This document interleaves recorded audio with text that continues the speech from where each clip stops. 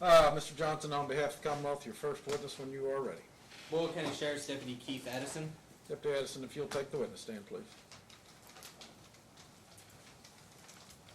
And sir, once you've been seated, if you will face me and raise your right hand.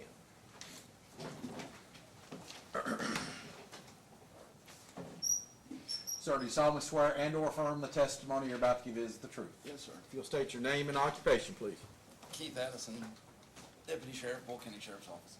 Yes, sir. Mr. Johnson, he has been sworn. You may ask. Mr. Deputy Addison, with whom are you employed again? Boyle County Sheriff's Office. About how long have you been in that employment? About 2 years. And before that, where were you employed? Gary County Sheriff's Office. Okay. And then, and before Garrett County? Harrodsburg Police Department, and then Danville Police Department prior to that. Okay, and how long has your career in law enforcement been? 16 years. Now, what are some of your duties as a law enforcement officer? Everything from patrolling to answering calls to narcotics. Okay. Now, did you have to go through any sort of training as a law enforcement officer? Yes, I went through the Department of Criminal Justice training in Richmond for 22 weeks.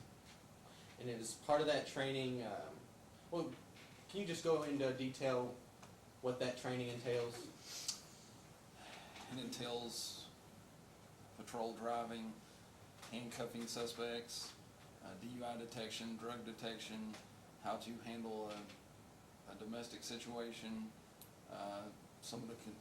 we go over Kentucky laws, numerous things, anything to do with criminal activity. And so you indicated DUI detection. Do you know how many hours or days was spent doing? That's a 40-hour course. It's a week course. Okay. And what specifically does DUI detection, what's involved with that sort of training? How to detect an impaired driver, and basically what that is how to administer field sobriety tests, what clues to look for during those tests, and also how to administer the intoxilizer test, the breath test. Okay, so you mentioned field sobriety test, is that correct? That's correct. What are there any specific field sobriety tests that you normally administer for DUIs? Yes, horizontal gaze nystagmus, one-leg stand, and walk and turn test, those three things. I'm sorry. In part of DUI detection, what are some of the first steps of DUI detection that you learned in your training? The very first step is obviously the driving of the suspect, your initial contact with the suspect, and then from there you make the determination whether or not field sobriety tests need to be administered, and then you administer those field sobriety tests. After those tests, you determine whether or not to arrest the subject and offer a breath or blood test to the suspect. Okay. And now getting back to the field sobriety tests, what was the first one you mentioned?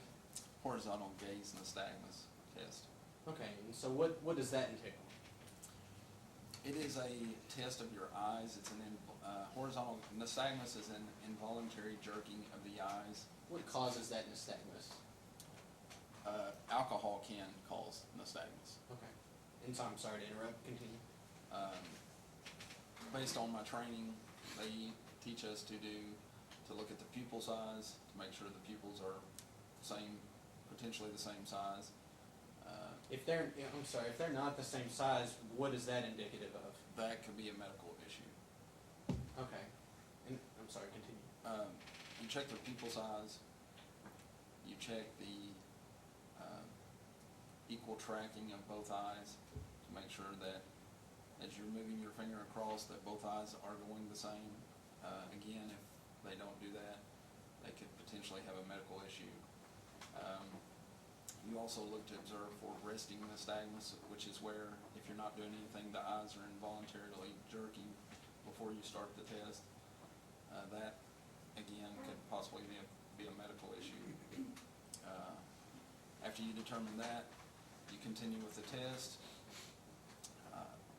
You then check for smooth pursuit of the eyes, which is similar to equal tracking, but on smooth pursuit, you watch the eyes, and if the eyes go smoothly across, obviously they're both going across at the same time, but if they're going smoothly across, that's an indication of no alcohol. If the eyes jerk as they move across, that's an indication of alcohol.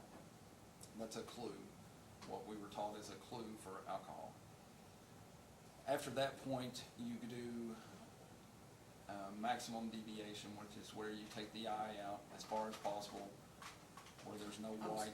I'm sorry, real quick, just briefly, Deputy, I'm sorry. When you're doing this, what exactly are you doing when you're... This is the test. You hold your finger approximately 12 to 15 inches from the suspect, slightly above their eyes, just to get them to open their eyes open. You move at a approximately 2-second pace across, so it should take you approximately 4 seconds to go all the way across. You do that at equal speed, and what you're doing is you're watching their eyes as they follow your finger, and that way you can see the involuntary jerking of the eyes. Again, as I said, once you get to maximum deviation, which is as far out as they can look with no white in the corner of their eye, if there is a bouncing of the eyes, it's an involuntary jerking. That's also a clue for alcohol intoxication. After you perform that test, then you move slowly across approximately 4 seconds to get to approximately a 45-degree angle to the eyes. There, you can still see some of the white of the eye.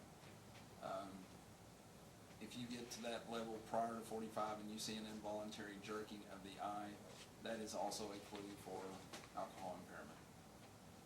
Okay.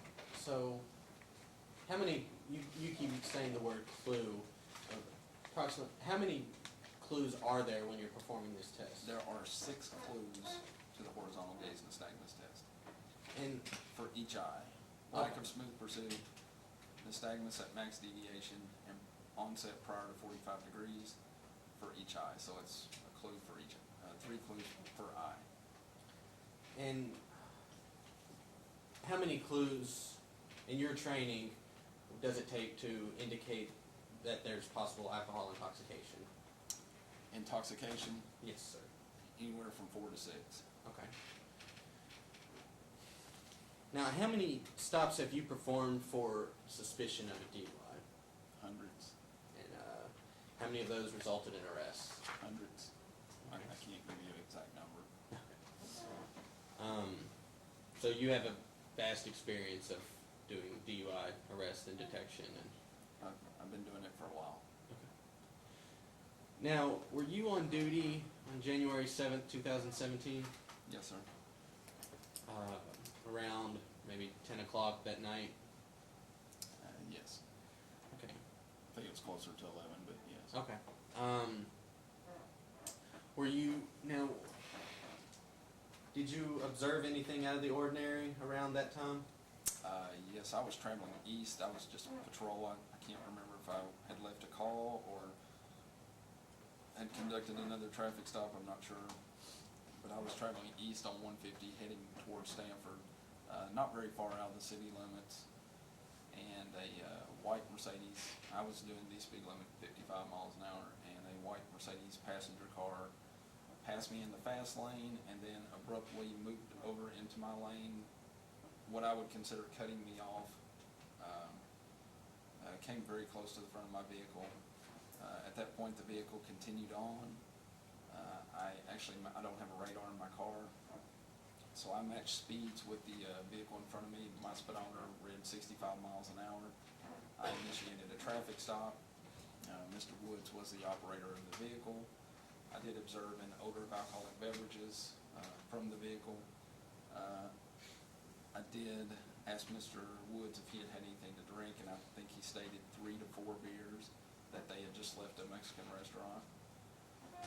I'm sorry, did you say that he stated they just left the Mexican restaurant? I think that's what he Okay. said, yes. All right, continue. At that point, I had Mr. Woods step out of the vehicle. I asked him to perform field sobriety test, because I could observe the odor of alcohol on his breath even after he exited the vehicle. Mr. Woods really was not very cooperative at first and actually didn't want to take any test. At that point, I explained to Mr. Woods that that was the only way I could to determine whether or not he was safe to be on the roadway. That's how I needed to determine whether or not he could continue on operating the vehicle. Mr. Woods did perform the horizontal gaze nystagmus test for me, where he exhibited all 6 clues. At that point, I asked him to take the. Your Honor, may we approach? You may. Yes. I was not aware that the deputy had his citation with him at the desk where he's in the witness stand.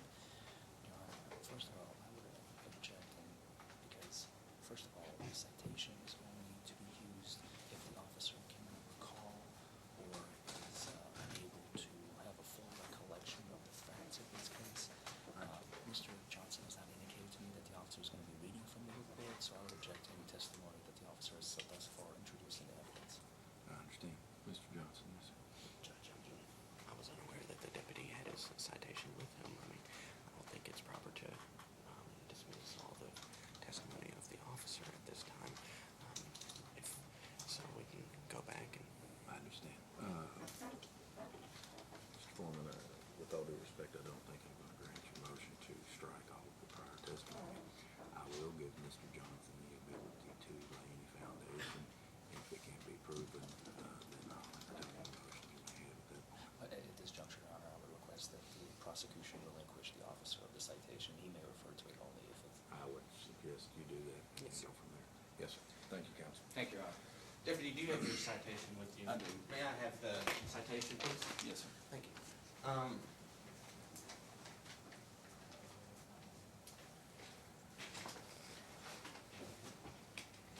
right, so you had the defendant step out of the vehicle and he performed the HGN test. Is that where we're left off? Yes, at that point, after the horizontal gaze nystagmus test, I asked Mr.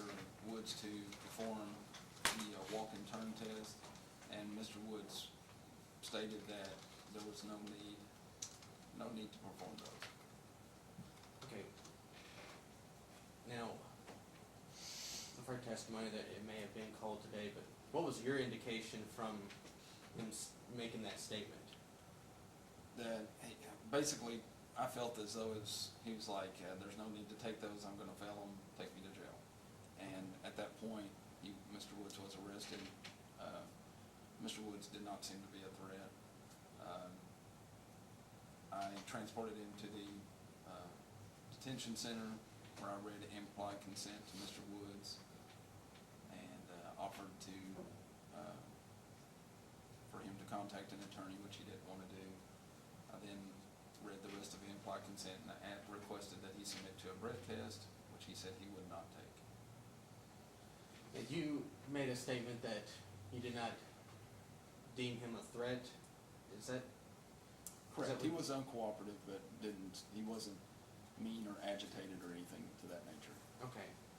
And Mr. Forman's making a deal about that you didn't handcuff him. Is that against your all's procedure? We don't have a policy that we have to arrest every suspect. I was just trying to be nice to Mr. Woods. He was, like I said, not a threat. Okay. And so, was there, when you asked him if he would submit to a breath test, did he give any reason why he would not submit to the breath test? I don't believe so. He just said he would not take it.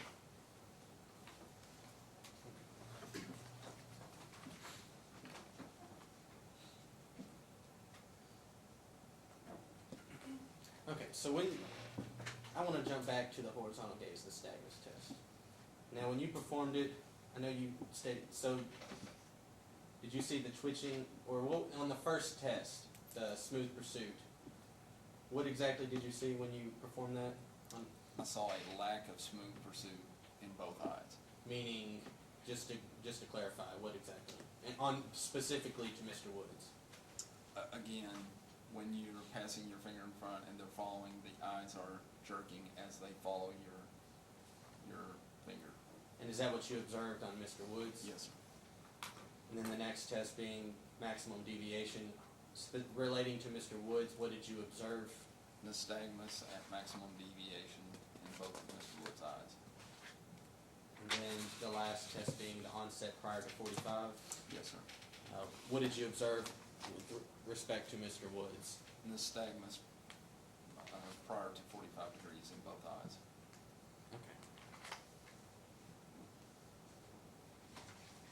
Now, after you read the implied consent form, other than, as you stated, he refused, was there anything else that he stated at that time?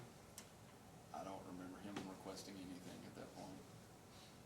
Now, did you explain to him that he would lose his license if he refused? I read the implied consent to Mr. Woods. And that's part of it? Yes, sir. Okay. Did he appear to understand what you told him? He appeared to, yes. Okay. Did he ask any questions? Not that I recall. Did he ask you to repeat anything you told him? Not that I remember, no. Did he, and again, just, did he say why he would not take the test? I don't believe he gave a reason why he would not take the test. Now, did you base your opinion of the defendant's impairment solely on his refusal to take the test? No. What did you base your opinion on? Based upon, of course, obviously, his driving, the conditions that occurred that made me initiate the stop, the smell of alcohol on Mr. Woods, alcoholic beverages on Mr. Woods' breath, the fact that he stated that he had had 3 or 4 drinks. In my career, 16 years, I've had very few people tell me the truth. I don't know if Mr. Woods was or was not, but most people tell me they have a beer or two and they have had 12. So I can't say. Most people don't tell me the truth on that. Whether Mr. Woods was or not, I have no idea. He stated he had 3 or 4 beers. He stated he had been to a Mexican restaurant. Again, I get him out of the vehicle. He exhibits the clues for the horizontal gaze and nystagmus, which, based on my 16 years and doing this numerous times, I feel like the horizontal gaze nystagmus is a very, very reliable field sobriety test. Due to the fact that it's an involuntary jerking of the eyes, I don't think there's any way you can fake that or keep that from happening. As far as the balancing test, which Mr. Woods would not perform, I know his attorney stated it was cold. I'm sure it was in January. I don't remember how cold it was. Those are factors that can affect walk and turn, one leg stand. I've also had people who are, one instance I had a case, I remember a girl was a gymnast. She was well over the legal limit and she passed walk and turn and one leg stand perfectly. She had great balance, but of course she failed the horizontal gaze nystagmus test. So, and just a real quick question back, do you have to recertify for your training, or do you go through a training every so often for DUI detection? Every 2 years we have to recertify on the intoxilizer, which is the actual instrument that collects the breath and gives the readout for the breath test. As a law enforcement officer, we have to take 40 hours a year just in law enforcement basics, different courses every year that we're a law enforcement officer. Okay. So, based on your 16 years experience, your 40 hours of training, did you form an opinion as to whether the defendant was under the influence? Yes, I felt Mr. Woods was under the influence. Obviously, that's why he was placed under arrest. Okay. I have no further questions at this time. Yes, sir. Mr. Forman Cross, when you're ready, sir. Thank you, Your Honor. If I might just have one moment. You may, sir.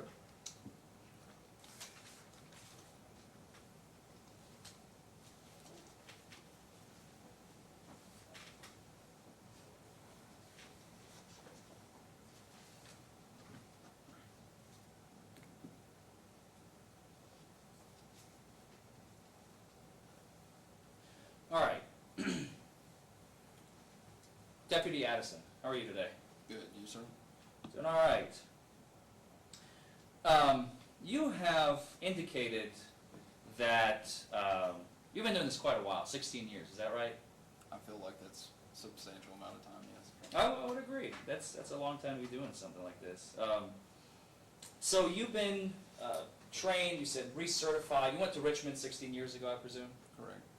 And there you were given, was it, you said a 22-week course at the time? Yes, sir. I think they've since changed that. I think it's a little bit longer now, but I think it's went longer and then went shorter, and there were Yeah. some homeland security issues that we had to go through, and I think that's why the course actually went longer. right.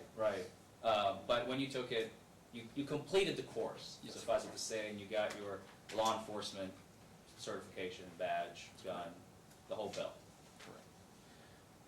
Correct. And in your training, do you remember being taught to write your reports and make them as complete and as accurate as possible? That's correct. And they taught you that because in the future a jury may rely on it, right? It's basically our field notes, and it's our report for what happened on scene. The jury would rely on it, wouldn't they, at some point? I don't know if the jury relies on it. As we are here today, we're not relying on the report? I don't think they have the report, if that's what you're asking. But they have heard testimony from the report, have they not? From the report from me, yes, sir. So they're relying on the information coming out of the report? From my report, Correct. That's what I'm talking about. yes. A judge would rely on it, wouldn't a judge rely on that as well? I would assume I don't perform judge duties. Mr. Johnson would rely on this report? Yes, I believe you would. I would rely on this report? I guess you would. So you made sure that this report is complete, accurate, and is not missing any information? Yes, we do the best we can. My penmanship is not the greatest, I have to admit. It never has been. There's a limited amount of space that you can write in the reports. I do the best that I can to get all the information. I try to put the pertinent information to the case in the citation. Sometimes you cannot put everything in there based on the fact that I just don't have enough room to put it in there, but I do try to get as much information in there as I possibly can. So you never pick up a second page and supplement it if there's not enough room in the citation itself? No, sir, I do not have an MDT which would allow me to do that. I have to do paper citation still, so that makes it very difficult. But And no, so you cannot even supplement it if you have relevant information that must go into that report, you just ran out of room, you're just SOL? if it must go in the report, it goes in the report. Fair enough. I want to dive in. I'm sorry. Let's back up. So, when you were in the right-hand lane on highway, which one was it? 150? US 150 bypass. US 150 bypass. It has several numbers. I think it's 127, 150. I think it's listed as several highways, but yes. You may be right. I think that's the one that I actually took over, and my GPS was Yeah, gave me like there are 3 different several roads. roads. And you saw Mr. Woods pass you, which you later determined was, by pacing him at least, Correct. 10 miles over the speed limit. That's correct. Okay. And you decided to initiate a traffic stop based on that. Actually, I was going to initiate the traffic stop based on when he passed me and moved over into my lane. At that point, I was already planning on initiating a traffic stop at that point, but then I went ahead and he continued on, so I paced him and paced his vehicle. When he cut you off, that you made the determination, I'm going to pull that vehicle over. There was going to be a traffic stop conducted on that vehicle, yes. And then subsequently you paced him at 65 miles an hour Correct. in a 55-mile zone, That's correct. and you pulled him over. That's correct. And he pulled over, did he continue on for a short while, a long while, or did he pull over right away when he saw your cherries? I don't remember Do you that. remember? I'm assuming he pulled over fairly quickly because if he would have continued to drive, I would have listed that in the citation. And did he pull over to the side of the road, He did pull over to the side of the road, yes. and you pulled up behind him? Yes. Okay. shortly after that, do you remember approaching Mr. Wood's vehicle? Yes. Was his window rolled down, or did you ask him to roll the window down? I have no idea. You don't remember? I do not remember that. Okay. But you've stated that you've detected the odor of alcohol coming from the vehicle. Yes. Okay. And did you ask him out of the vehicle immediately right then, or did you go back to the car, radio for backup? What procedure did you follow? Actually, I don't remember. Normally, if I observe an odor of alcoholic beverages, I'll ask the subject to exit the vehicle at that point. I don't remember in that case. I know that you said that I walked back and got back into my vehicle. I don't remember doing that, but I'm sure that's a possibility that I did that to check his license and run his license, but I don't recall doing that. But normally, if I smell alcoholic beverages, I will get the subject out and try to perform a field sobriety test. And that's exactly what you did in this case, correct? You asked him out of the vehicle? Yes. You stated that eventually you got Mr. Woods to perform the HGN, also known as the horizontal gaze nystagmus test. That's correct. And I remember, because I wrote it down, on direct, you've stated, quote, alcohol can cause nystagmus, right? That's correct. And there are other causes of nystagmus as well. Do you remember being taught at the academy? I'm not a medical doctor, and I do remember that, and I think there are some other drugs, PCP being one, inhalants being one, and if I'm not mistaken, a brain stem injury or something to that effect could cause nystagmus. Are you aware that heredity or diet can also create nystagmus? Never heard that. What about caffeine? I know that there had been some research done on caffeine, and I think that was, if I'm not mistaken, I remember them saying that they didn't believe that affected nystagmus. What about eye muscle fatigue? I know if you hold max deviation for longer than 30 seconds, it can cause fatigue of the eye. If you hold the maximum deviation too long, it can cause fatigue of the eye and can cause nystagmus. Eye strain? Never heard of. No, I haven't heard that. No. Simply straining of the eye. I mean, yes, but I haven't heard that causes nystagmus. Are you aware that carbon monoxide can cause nystagmus? Wasn't trained that. No, sir. What about extreme chilling? Haven't heard that either, sir.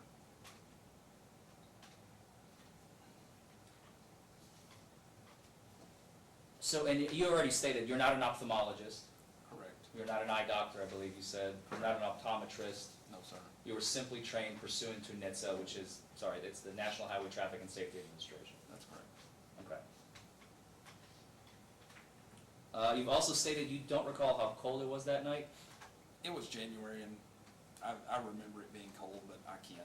I know you said you looked it up on the weather, and it was very cold that day, and that's very possible. I'm in the weather all the time. I don't enjoy it either.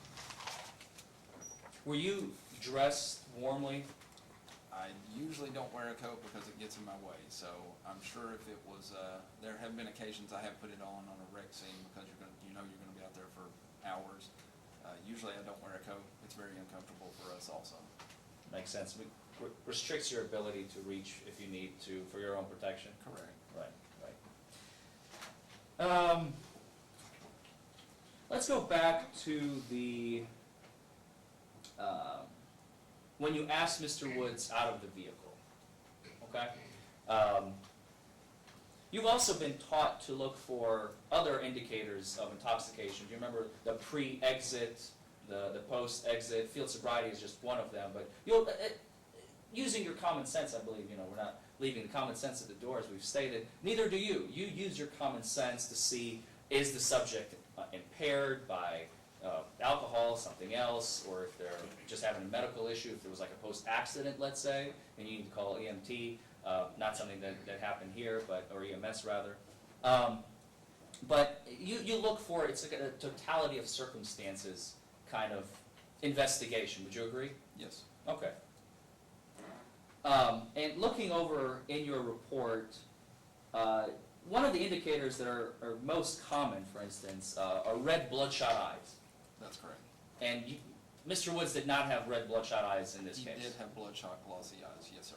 He did. And you never wrote that down in your citation? I believe it is in my citation, yes, sir.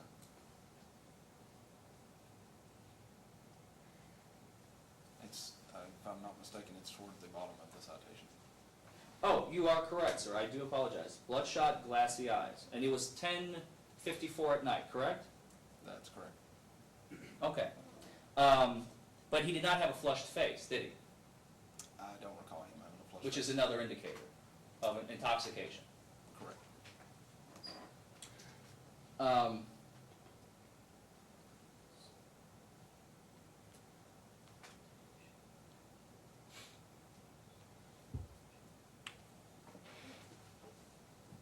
He did not have slurred speech, did he?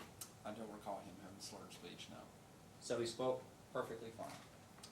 He didn't speak a whole great deal, but what little he did speak, yes. He had no trouble getting out of his vehicle? I don't recall him He having wasn't any trouble. stumbling or falling over I don't or recall that, no. he didn't use the vehicle, you know, sometimes they'll use the vehicle to balance themselves as they're about to fall. He didn't do that. No, sir, I would have listed it if he would have. He didn't fall over and hit the pavement as he got out of the vehicle. No, sir. He didn't throw up. No, sir. You've stated that initially he was a little bit uncooperative, but later he began to cooperate. No, not really. It's hard to explain. He did what I asked him to do, but yet he would not perform field sobriety tests. When I asked him for his license and insurance, he gave them to me. When I asked him to step out of the vehicle, he did so. When I asked him to take a field sobriety test, he did not want to take those. At that point, I explained to him that that's the only way I can, you've told me you've had 3 or 4 drinks. I smell alcohol in your breath. He did have the bloodshot glossy eyes. At that point, it's my duty to make sure he's safe to be on the roadway for him, his passenger, and the public. Based on his driving, I didn't think his judgment was very good, almost cutting me off. I asked him to step out. I explained to him that's the only way I can determine whether or not you're safe to drive. He then took the HDN, a horizontal gaze nystagmus test, but then when I asked to do the other ones, he said there's no need in it and would not perform those tests for me. And then, of course, at the detention center, he would not submit to a breath test. Was he polite with you? I don't know if I would call it polite. He was, Agitated? no, he wasn't agitated. He was just matter of fact. I guess this is the best way I can. Fair enough. He didn't seem threatening, but he just was not cooperative either.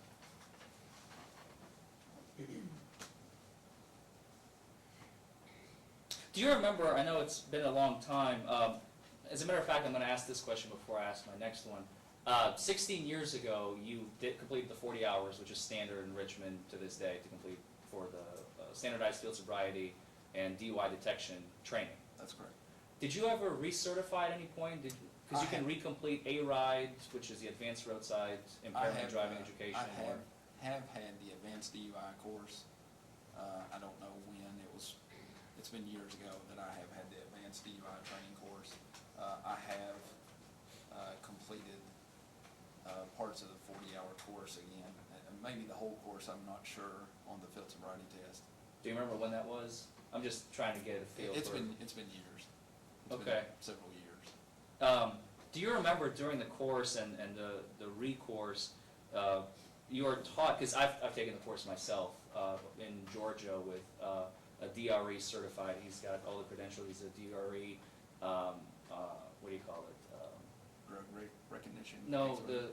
he's an instructor certified, you know, you can get DUI, you can get in DUI instructor certification, you can get DRE, and DRE instructor is pretty much the highest, where you can teach other officers at this point what drug recognition expert is and how to become one, essentially. Yes. You're aware of that? Okay. Yes.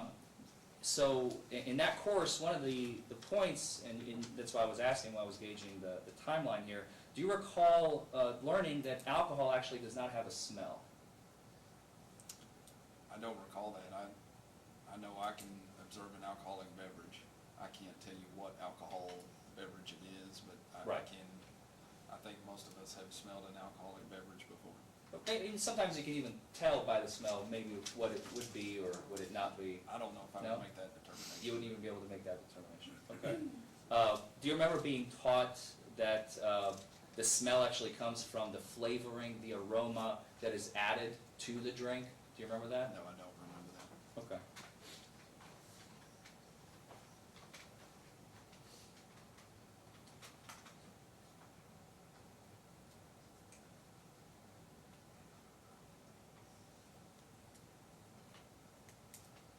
Do you remember having any conversation with Mr. Woods on the way to the jail?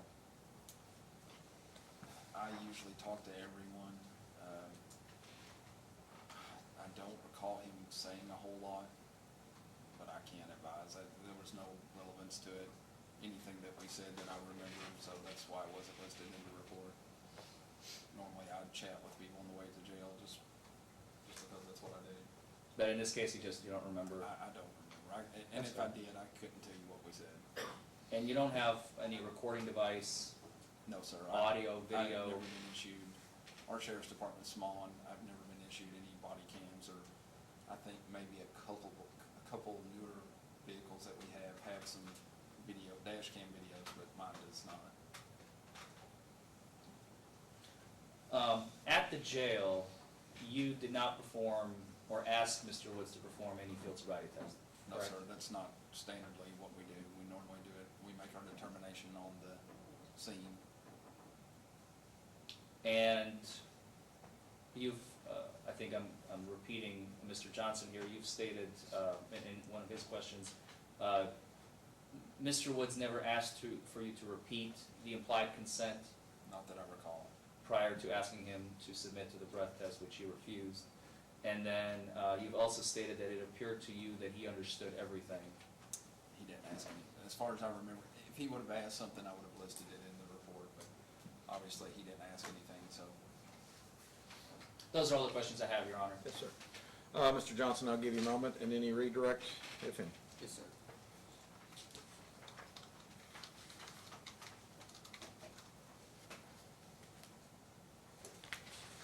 Just real briefly. So, was there ever any mention of any medical conditions that would preclude Mr. Woods from taking any of these tests? As far as I can remember, Mr. Woods never said anything about a medical condition. And is it your standard, would you say, you know what, it's too cold, or it's too hot, or I'm just gonna pick you up and take you to jail, and then we'll do the test there? Normally, we try not to arrest someone unless there's a reason to arrest them. I wouldn't, I get that the weather's, sometimes it's hot, sometimes it's cold, sometimes it's icy. We do the best we can with what we have. Obviously, you're on the side of a roadway. We try to be as safe about it as we can, but we don't normally typically take people into custody and take them somewhere to perform a test. We try to take the weather into consideration. We're cold, they're cold, we understand that, but that's, unfortunately, if we feel that there's a need to perform these tests, we're going to administer those tests. Now,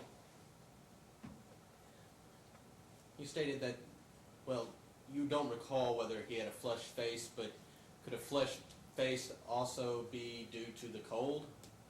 I'm sure it could. My face has been red and windburned before, Okay. so.